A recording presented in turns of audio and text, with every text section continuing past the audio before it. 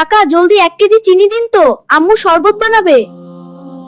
এই নাও আরিফ, মনে রেখো রমজানে ব্যবসায়িক আদব হলো ওজনে কম না দেওয়া এবং খাদ্যে ভেজাল না মেশানো। আপনি দাম বেশি নিচ্ছেন।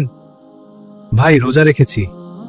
এটা কি দাম হয়েছে? অনেক বেশি চাচ্ছেন। মিথ্যা বলে বা ঝগড়া করে আমি আমার রোজার সব নষ্ট করতে চাই না। আপনার রোজা আমার কি, দাম কমান। আরিফ, শুধু না খেয়ে থাকা রোজা নয়, নিজের জিহ্বা আর রাগ নিয়ন্ত্রণ করাই হলো আসল আদব। রমজানের আরেক আদব হলো দান করা। আমাদের রিজিকে অন্যের হক আছে। কাকা আজ অনেক কিছু শিখলাম। আল্লাহ আমাদের সবাইকে কবুল করুন, আমিন। প্রিয় দর্শক, রমজানের এই শিক্ষাগুলো যদি আপনার ভালো লেগে থাকে তবে ভিডিওটিতে একটি লাইক দিন এবং আপনার বন্ধুদের সাথে শেয়ার করুন।